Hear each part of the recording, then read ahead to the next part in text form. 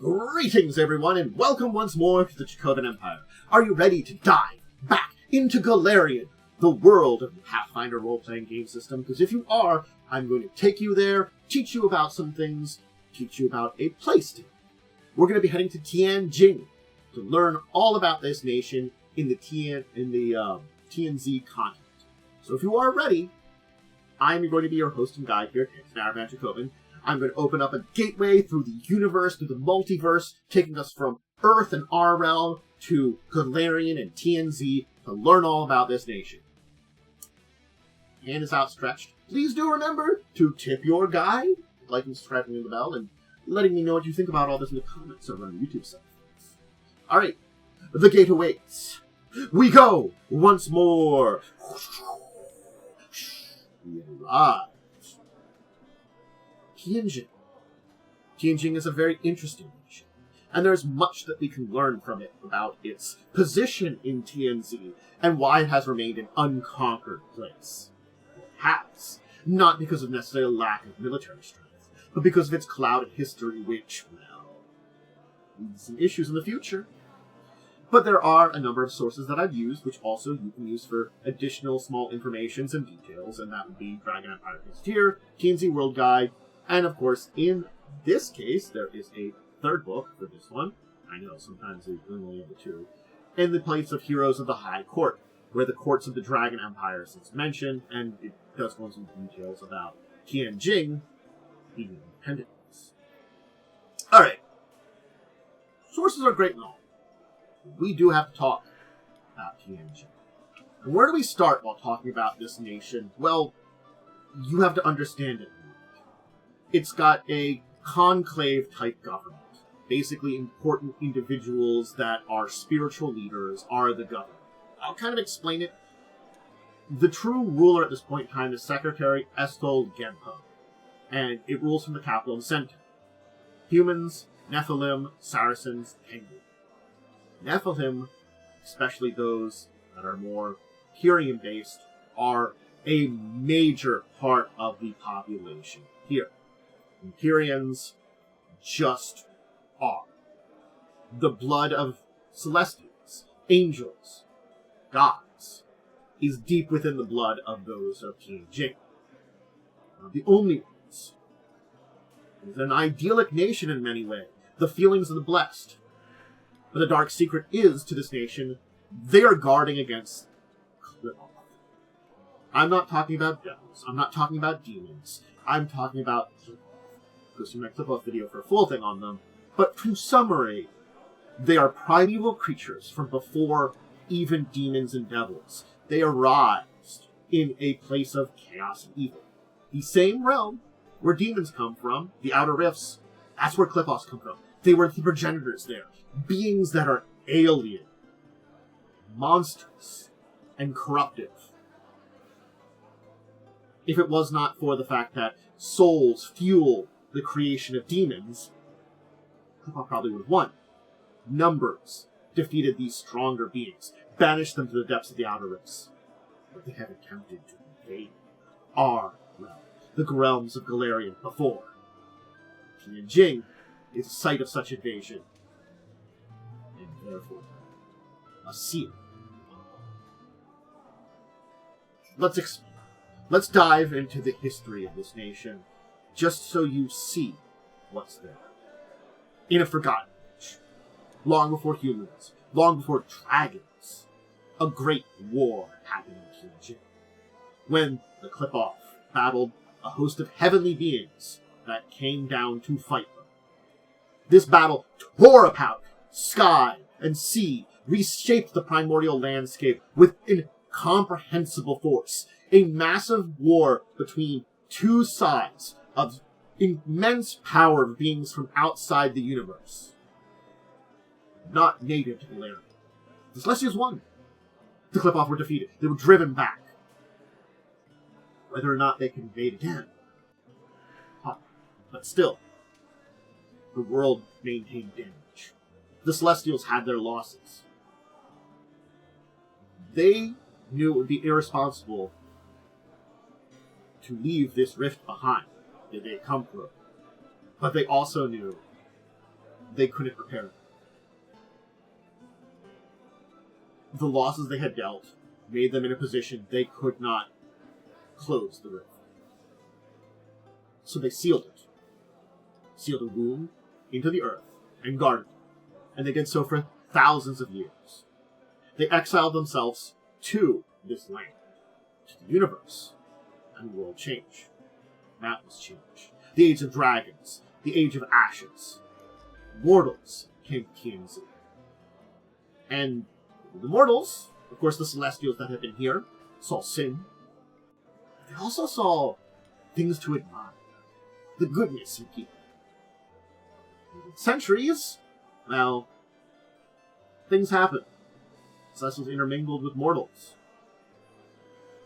Life was born. Children that were descended from the Celestials. Braver and purer still, in many ways, than their fellow humans. And the descendants multiplied. Celestials saw this. And they saw a people that they could entrust the guarding of this clip-off prison to these children. And so gradually, they gave their responsibility to their descendants and departed to their extraplanar homes after the thousands of years they've been away, leaving guarding this rift, this gate, this prison to the earth. This territory became Tianjing. This place is a place of exuberant beauty, kindness, a celestial nature. But of course, there's something deep below the surface. A feeling of something uneasy beyond the heavenly perfection. Something lingering beneath the surface. The palpable, unseen shadow, which in fact is the rift. And the clip-off that may still be beyond. So, because of this, though, the celestial touched who dwell in Tianjing have numbers, and no empires ever conquer their nation. Langhua didn't even threaten Tianjing. Again, these were children of the gods, in a lot of ways. So they played it smart. They were like, you know what? Rather than invade you, we're going to throw you a bunch of gifts. Get on your good side. Whatever we do over here, you won't be involved in. We're going to go do stuff over here. Food, gifts, supplies to these children to make their duties easier. We'll give you some stuff. You can work on your duties, guarding celestial powers, keeping things in check, you know. You don't have to worry about as much. You can depend on us. Be a good friend. In a way, it's a little bit of a conquest, but it's a different kind. Because in the end, Langhua fell. The problem with that is, Tianjing were dependent on Langhua. Those gifts, those supplies, those things they sent to them, made up for a lot of things they did not do them.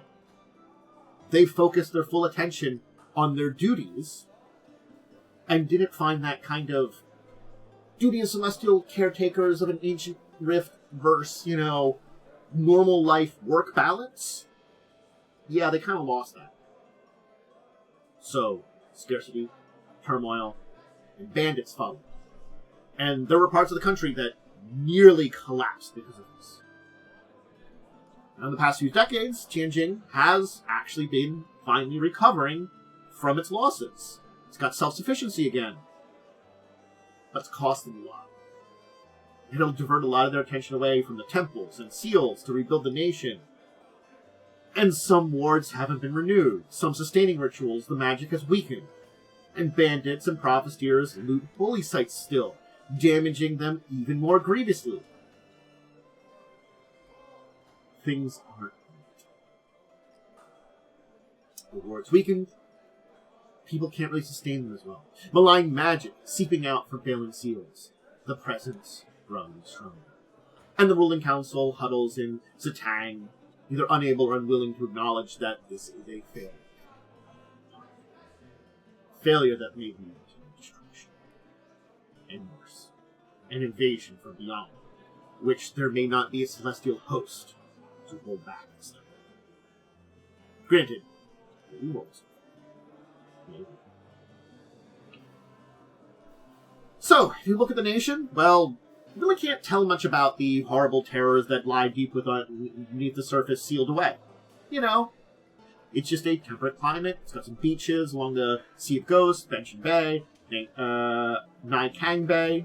It's got the riches of the Kaibuko Woods, an ancient woods that was celestial seeded with special incense cedars, sweet muskwoods, and trees that are valuable for lumber and resin. It's got green hills, firefly-specked forests, gentle winds and breezes, and the scent of incense on those breezes.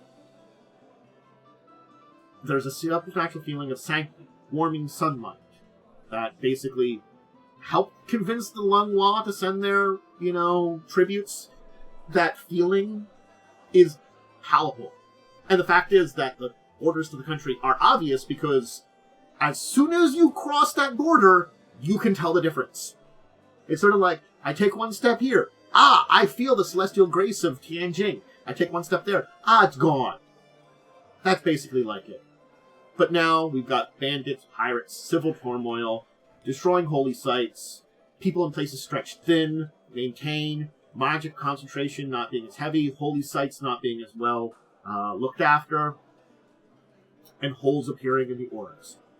In the Kamino woods, fresh whips in the earth that are exposing foul vapors and weeping wounds, animals that are being killed by this, oozing soil, corruption happening in these areas.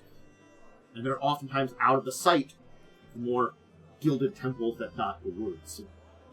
It's really in those deep places, the wild places of the wood, people fairly rarely venture, that these ominous signs are beginning to be seen. But they are still being seen. In the north, in Tianjing, bordering Kwanlai, is a mountainous region, and entire peaks have actually been hollowed into monasteries, crowned with palatial temples, with steep gleaming roofs of green and red in the sun. These are centers of religious and martial training, such as the Shanghang Monastery in Duro Tipil, where if you're brave enough to steep snowy roads and nature these places. But portents have also been hitting the monks there. The dark things, darkened stars and celestial observations. Saltwater is also big around these areas. It is on Tianjing on 3 sides: east, south, and west. Point Aikishe on the east coast holds the capital of Zatang and overlooks 3 natural harbors. It is the trade point for Tianjing, and is the prime point of contact for the outside world. It's also a shining jewel of their society. It had been attacked by pirates. We'll talk about what happened after that, and the gods punished them for impunity, wrecked their places, sunk them beneath the waves, and the remains of their ships was carried away to the shores of Hangshore Island, where, that's outside the Holy Radius. So, Hangshore, not a great place. Ghosts, undead pirates, other horrible things left over from the sail sinking. Let's talk about cities. This is a picture of Zatang. Pinions painted with prayer runes, holy symbols on golden chains threaded between rooftops, waving over the heads of passerbys, and filling its cityscapes with a visible reminder of the blessings. Shrine on every market square, religious art and sculptures decorating the streets, and every house bearing a prayer inscription painted or carved into the door. Insects wafting through the air, prayer gongs sounding at sunrise, regular trance and drums and processions that seem to go on out. That is the Tang, a religious center in the heart of a religious country. Other major cities that we can talk about are a few that we know names of and a little bit of basic information about. Desio, which is a small city. That's all we know about it. Karisen. Again, if I butcher any of these names, apologies. Sutake, another large city. And of course, another couple places we know the names of, but we don't know a lot about, which are Hari Village, Skyfang Monastery, Hamdrin Vale. Again, more names of places we know, but again, not as much information about any of these settlements. Dragon Empire's Gazetteer mentioned a lot of places usually, and shows off a lot of places of that settlements. We will briefly talk about the graveyard of Paku, because It's a major location to really kind of hint at. As I said, pirates attacked. The pirates from the floating city of Zhou Piablo attacked Tianjing. This was post Long Wall's fall. They believed that they could get there and attack Zitang without a lot of resistance. They looted a bunch of temples, stole a lot of priceless artifacts, burned holy texts, basically got drunk, did a lot of bad things. Whether or not this is divine wrath or not, they left, stormed him, sunk every last ship, killed everybody. The only pirates to survive this entire thing were the drunk ones that missed the boat back home and were left behind as attacked. So there were some pirates that didn't die then. They didn't join the escape. What remained of the ships and its loot were carried away to Kashmir Island on various currents. This is outside the sanctifying aura of Tianjing, and this vast reef of metal, wood, and, well, ghosts as they are now, has become the graveyard of Kapaku. The ghosts can't get past the magic to bother the mainland, even though they probably want revenge on Tianjing more than anything. You know, they might blame them for the divine wrath or something, but it's then become a problem for other people. That Tianjing is like, well, it's outside our boundary, we don't really care about it. Like Zidao, the aquatic city-state, and others get bothered by this, floating reef of death that is filled with ghosts. And so, like, you want Tianjing to deal with it? Is their problem, technically? Go deal with the undead? But they haven't. So, it's one of those reasons that site is a little contentious in a lot of ways.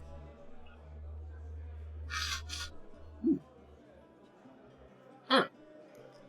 So, this is Estel Gemba, who is, as I mentioned at the beginning, the current secretary and basic ruler of the nation. What do I mean by that? Well, the Nianrang Conclave is what is in charge of Tianjing, and they rule from Zitang.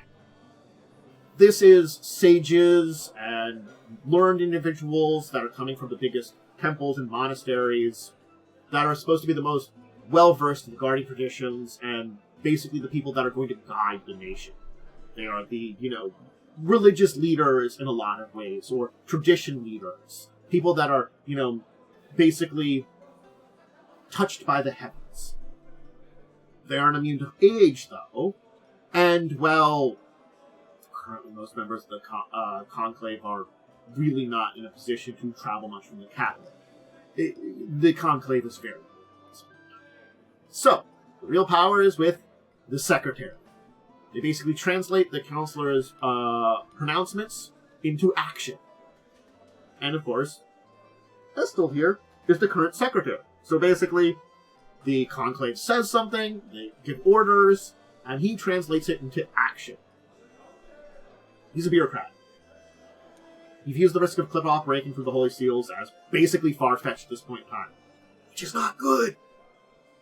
Perhaps even allegorical. The wards, if they are in fact literal wards and not metaphors, were made by Celestials, so powerful and wise, chosen by the gods. How could they fail? Well, what's really real is that Tianjing's people still can starve in harsh winters, lose their homes in spring floods, suffer bandit attacks year-round. There's much more physical, real things that are more important in his mind, which is, in a way, good, but it's also that kind of bad thing of, like, yeah, there's real world problems that we really have to deal with, but there's also the horrible stuff we should deal with. So, that strange stuff happening in the deep places where Bulako, basically the religious people in individual places, will talk about them, are submitting reports to him. The lesser religious people in all these areas, sending him reports. He's just like, yeah. Kind of ignores it. Groundless anxieties. You're just seeing something strange. It's not really. You're just worried for nothing. That's why we have to talk to Bulaka of Tandrum Vale. This is going to be our big point in time here, and these are religious, dedicated people that are trusted. Basically, the big people in charge of sacred rules. We'll talk a little bit more about them. We talk about the culture of the people here, but that's kind of what they are. So, in a small village in Kamiko Woods is Shoyu. Chogyo. 2 years out from training. So, pretty new.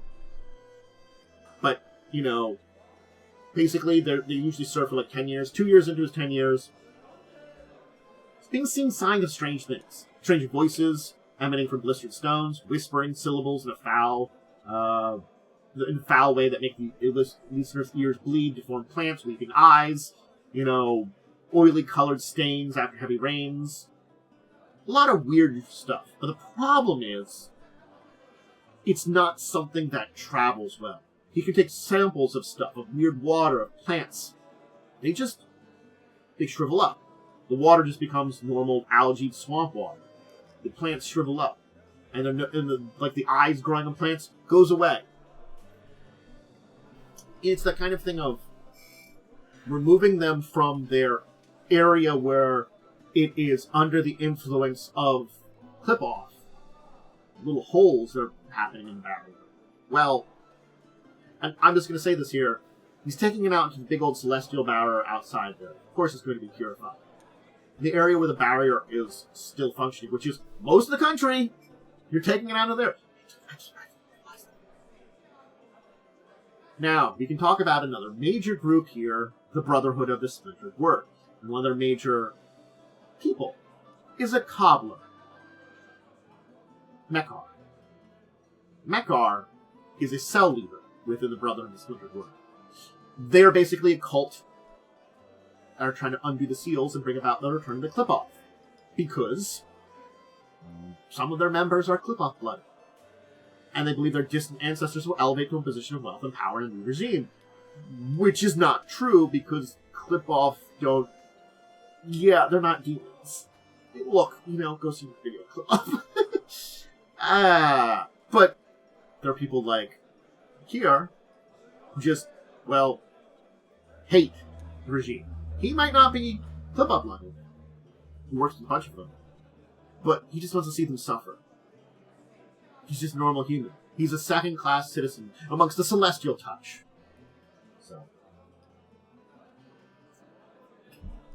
So his hatred swells as he grows older. And he wants to see Tianjing suffer a grievous blow before he dies. There are other places like Hari Village and Sunya. It's called Full Hand. He makes sure the granaries are always full of rice, sellers pack of dried fish and vegetables. And he claims this is because of a grant from Satan. It's not. He's been stripping and selling gold and mandalas and rune-scribed stones from an old cave that was found after a big storm. Looting old religious stuff. Selling artifacts in order to keep his people safe. And he is worried that this is something he shouldn't do, that this wasn't an abandoned spot, but he keeps telling himself it's an abandoned cave that was flooded. So, and the people come to depend on him. So he's selling those objects. And of course, any of the bandits. Apatavarja, a Nagaji that hails from Nagashore, came to northern Tianjing after some misadventures, and basically got into banditry. This was actually the first time she'd been successful at banditry within Tianjing. To her surprise. And they made their camp in a small valley that was seemingly cursed. Discordant echoes, mist that collated into odd faces. But it's a great hideout, actually, because magic renders them invisible to Tianjin's guard. And, as long as you kind of ignore the horrible mist and faces on it, it's, not really that bad. And, faces sometimes tell you about these little isolated temples with golden treasures. And very few guards that you can go and take some stuff from. Yeah. So that's kind of where things sit. And I think, yes, the last three there are probably less important leaders. But they are good examples of the types of leaders we have in Tianjin. Those that are still trying to look out for the safety, trying to warn of something coming, trying to undermine the nation. Those that just want to protect their people and maybe are doing the wrong thing. And of course the bandits who maybe listening to the clip-off voices to go horrible, defile these temples and stop them and destroy them and make it easier for them to get free. Don't worry about it. Just do our bidding. Wonderful. Alright. So, what's daily life like in Tianjing? Well, bells, gongs, pealings from monastery, in every city and village announce sunrise. The temples open their painted shutters and release basically a red-breasted white bird known as Jala, God's eyes of truth. They're the blessed ability to see corruption. They fly over a lot of Tianjing, return to their night's roost, and report what they've seen to the monk. Seeing them is a good omen. Seeing them dead, well, very unlucky and terrible. When you wake, all Tianji are expected to recite the Ushtang mantra, which is a special ritual to beef up the holy aura that's all around the nation. Basically, scholars in Lama Kushtang Temple basically study these scriptures and omens about the mantra, and every few generations will actually adjust the prayers to kind of mess with the celestial and earthly alignments of, like, okay, things have been kind of, moving in the celestial way. Things have realigned in our connection with the celestial realms. We gotta adjust the ritual just to make sure the magic is right. And so, part of your, after saying the mantra, that's your first thing you do, which again is being adjusted, you're expected to perform a cleansing ritual, followed by some calisthenics and arm practice. Basically, an ancient fighting style. It's not designed for people, but things that have many shaped enemies. And holy might. Yeah, everybody was supposed to practice the anti-clip-off martial arts. So sacred power, sacred words, sacred movements. Yeah. You're supposed to be practiced before you basically become a reflexive lunge or parry. And upon completing the mantra and conditioning, you go get breakfast and then get to work. In practice.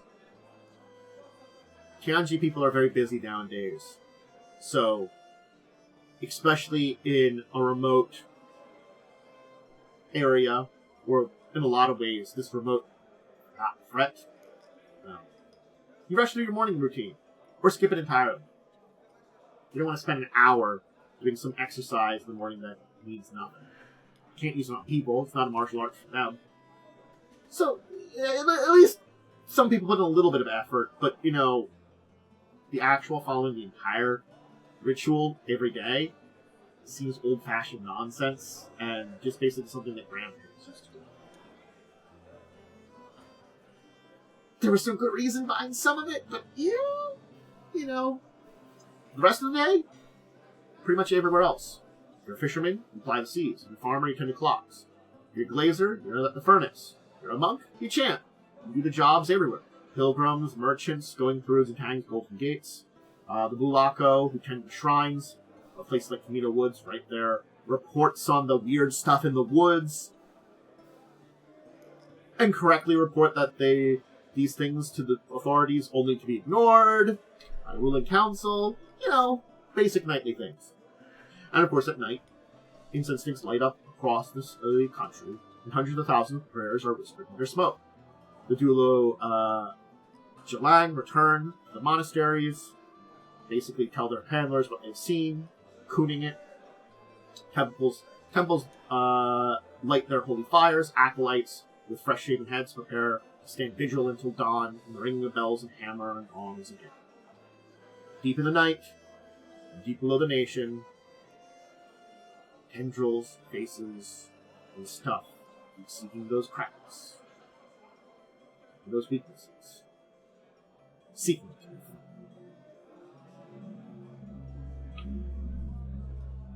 Holy days define the calendar of Tianjing in a lot of ways. It is a very holy nation. Again, I will note, it is not just particularly one deity.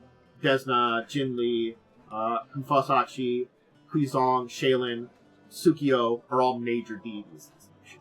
But they are a divine nation, nonetheless. During long years, continual celebrations were drawn for tourism, and delightful luxuries for residents. Since the fall, though, only the first has remained true. These celebrations are tourists still. That isn't the case besides.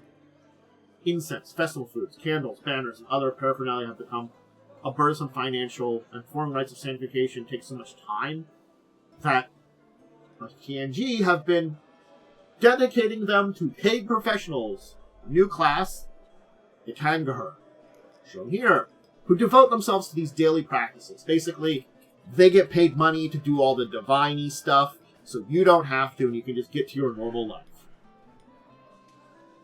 Yep. Spring. Snowfall streams are coming rushing down from melting in the high mountains. Fish are leaping the cascading streams. Fields are turning green. Fresh water in the irrigation systems. Students and pilgrims begin their trips up mountain monasteries as the roads become passable.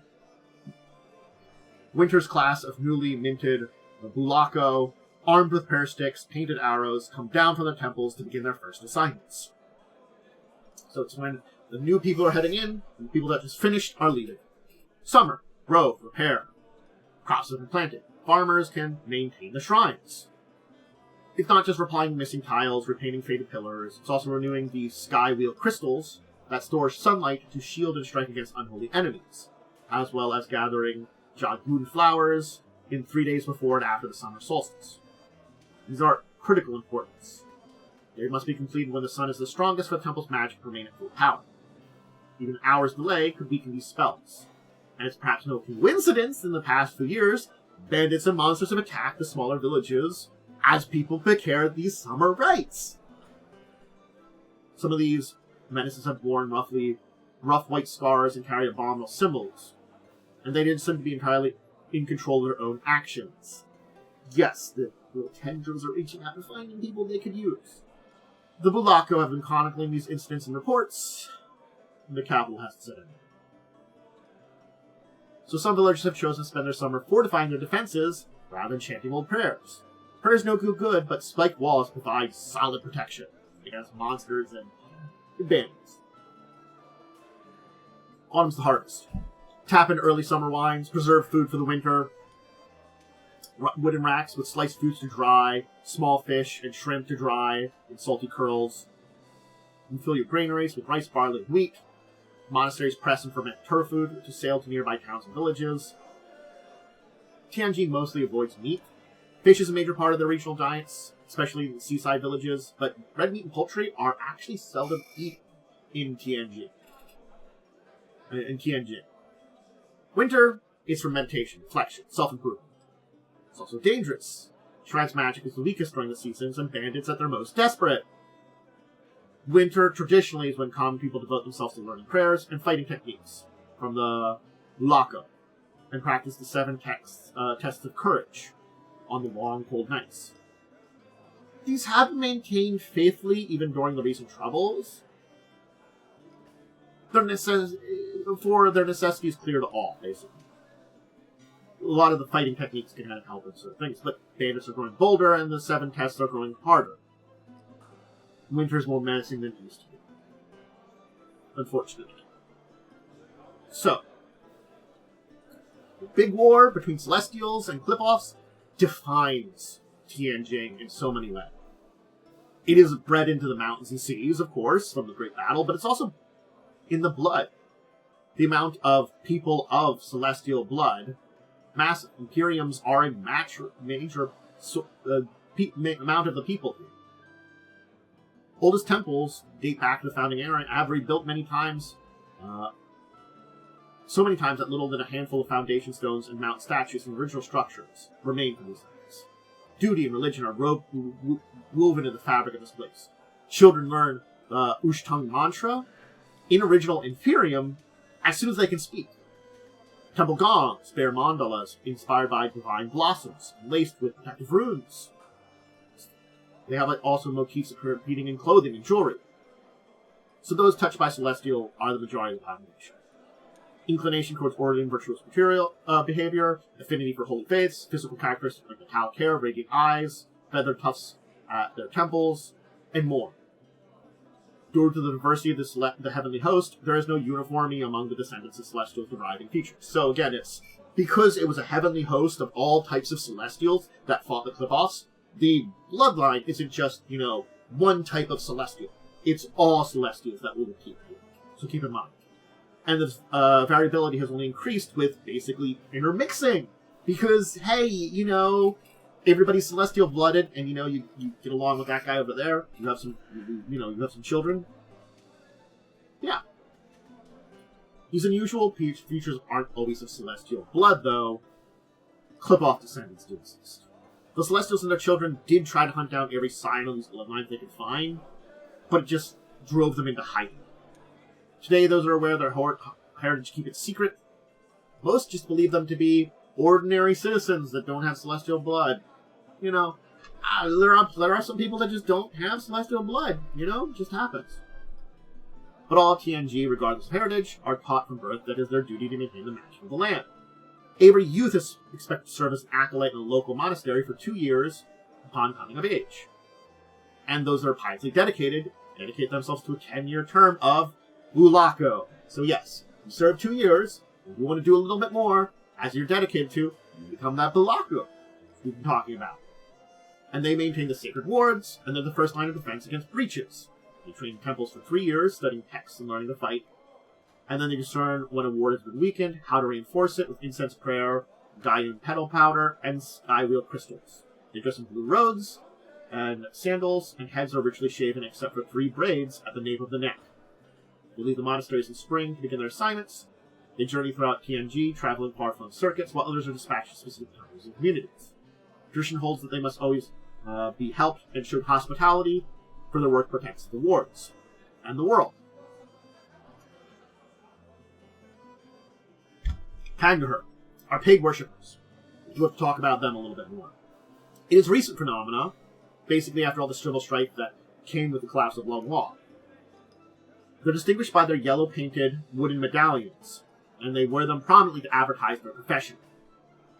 Some take their duties seriously enough to seek out temple sages and Bulaku for training. Others don't bother.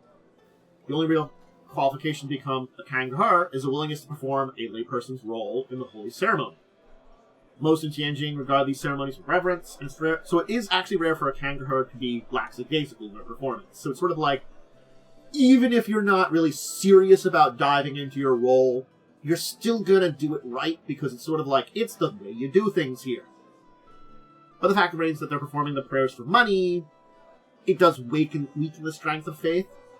So yeah. And Tianjing aren't blind to this problem, but it's kind of a necessity, a social acceptance in these last few generations. They've never been a populous nation, and they lost a lot during their civil turmoil, which only almost resulted in collapse and civil war. And rebuilding has taken a lot of effort.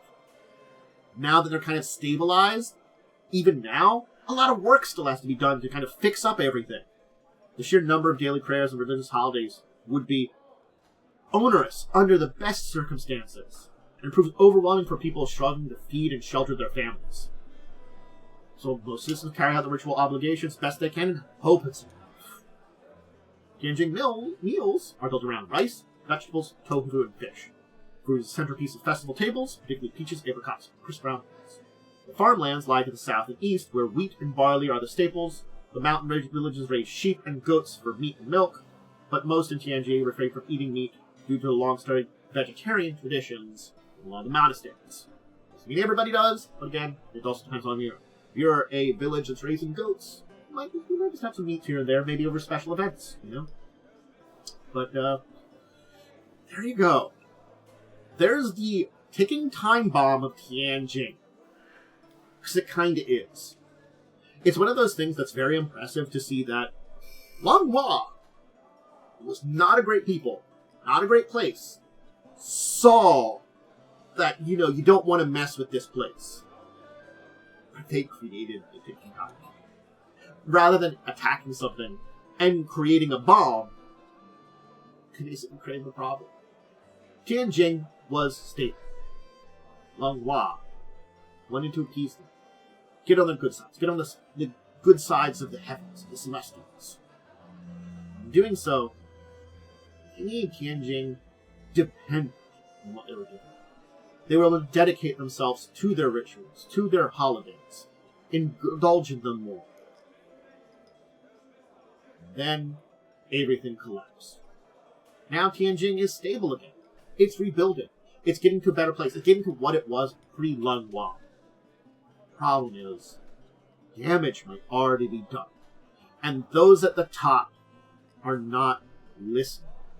Yes, there are real problems that exist within the countries. Starving, flooding, bandits that have to be taken care of. Really do. But those at the top should know, some don't believe, unfortunately, that the ever-wielding problem of horrible monstrosities from beyond our world lie beneath the surface, sealed in this way in ancient days. That gateway holds back the myth. Now, where are these sealed away? Is it going to some realm that was never conquered by demons, where they still rule? Who knows? But the influence from whatever's down there still exists. What form it will take, should this seal be truly broken? Who knows? Maybe that realm's been conquered. Maybe it's demons now that will come up. Who wants another world wound? This could be worse. Clip-offs are worse than demons in a lot of ways. They don't have the numbers of demons. They can't reinforce them. But they're usually more powerful, more corrupting, more alien.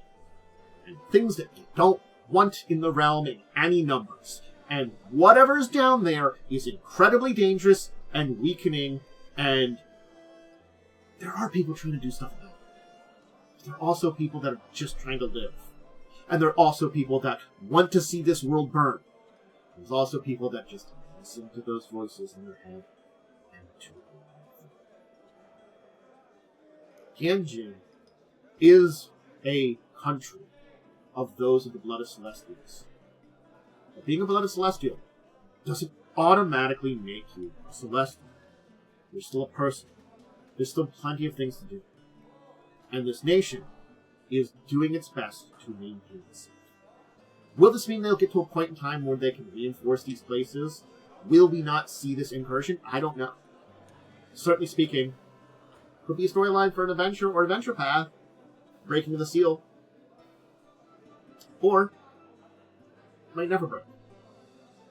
They might be able to stabilize enough. They might be able to fix enough stuff. Get enough forces to take care of the bandits. Rebuild the temples. Strengthen things. Fix the holes. Those people going out there, the people that have been trained, lock it. Maybe they can hold things long enough for things to be fixed. They can't. We don't know. We'll have to see. If we get any future of this, or if it's just a living problem beneath the surface, then you want your adventure to be all about. Run a little something about this. I know it sounds like a big, epic journey. You can have your own little adventure path. By you. All about this. We'll leave it there, though. I hope you enjoyed. It was fun to dive into Tianjing and learn all about it, and I hope you did enjoy learning about it. Please remember to check out any of my other stuff, whether it's me being live on Twitch or me putting stuff over up on YouTube. Either support me, whether you're just hanging out over on Twitch or going over onto YouTube. If you're on Twitch, make sure to check out my gaming. I do some gaming with myself and friends. I do a lot of my tabletop recordings. I have my live play of Pathfinder 2nd Edition, Fall of Avenswell, my own custom world where we've been playing. That's on Wednesdays at 8. And I do a kind of podcasty top show, might be a real podcast one of these days, discussing tabletop Saturdays at 6. Check those out. All the tabletop stuff does go up on YouTube, so that's where you really want to find my tabletop things. Make sure to go there. If you're over on the YouTube side, please do the basically things as I said earlier, like subscribing to the bell. Let me know anything about Tianjin. Do you have ideas for an adventure there? Whether or not a big epic one, or just a simple, small one. Maybe dealing with some bandits who can clip off corrupted a lot of things. A lot of interesting things. Please check out my social media, link below, and give all the support. Anyway, I'm gonna go hang out, maybe do some stuff for Twitch chat, maybe do some other things. Until next time, dive into TNZ, to Golarion, or any other role-playing game. I bid you all out there a deep and wonderful. Farewell.